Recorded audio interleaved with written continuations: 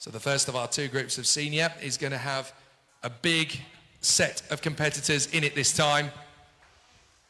We're going to see some really exciting competitors in this group. Of course, we will see the 200 of Yu Gapo, the man who is fighting to become this year's champion for the Chinese Explorer chassis. They're going to be very quick here because they know the circuit better than the regular ringers. So out onto the circuit, we get two drivers crossing the line to start their laps. Amel Oudang and Siri Kongsiri, who go out first.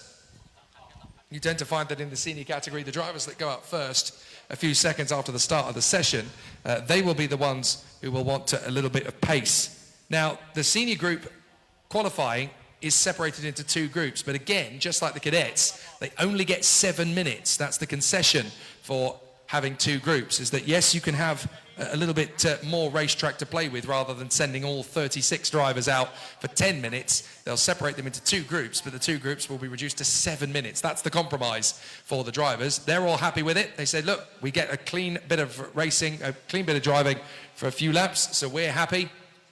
And the two drivers that have ventured out onto the circuit first are Amel Oudang for Stratos and Siri Kongsiri for the Stratos team as well. Oh, sorry, for Forza Motorsport. Originally, I think they were listed as being for Stratos, but now they're actually in Forza Motorsport trim. Amel Oudang, 59.316. That's the benchmark set then, as Siri Kongsiri drops back to give himself a little bit more track space and gets a 104.367. So we're going to see a lot more pace from the competitors in Senior X30 as we move forward.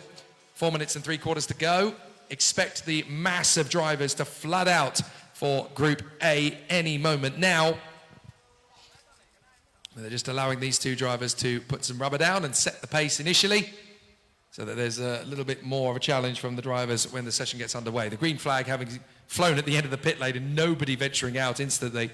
So everybody just waiting for their moment. I think they're going to wait until Amel Oudang and Siri Kongsiri go past the pit lane, and then once they do, they will venture out onto the circuit. That means they're only going to get 4 minutes out on the circuit together, but that's going to be a very hectic 4 minutes, as we will get Yu, Tian, Zhao, Fozi, Gunavardhana, Chen, Sachin, Suntich Rungrang, Boret, Aramrasamy, Nishimura, George, Gale, Quinones, Gafour, and Gale again, heading out onto the circuit, all en masse.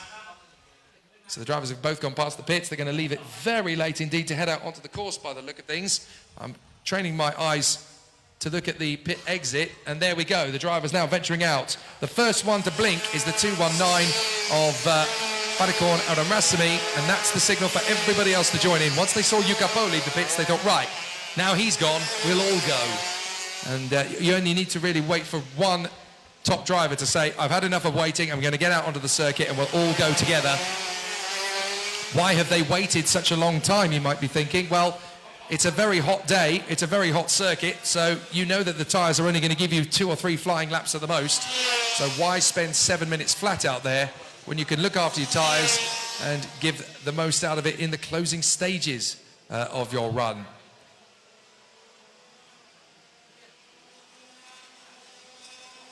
So a very interesting start to proceedings then, as the competitors running very competitively. So just looking forward to the rest of the races. Just to correct a statement I made earlier on, I do apologise to Ethan Cito, who was telling us that the reason he couldn't actually commit to the second half of the season is because he's actually focusing on his studies. Karting is a hobby for him rather than a profession, and he wants to focus on his business studies. He's got a very big future in the world of commerce, so he would love to commit to the second half of the season, or certainly to round 4, but his studies have to take prime focus. He's a very talented young racer in karting, up against a lot of the drivers who are obviously hoping to pursue this as a profession.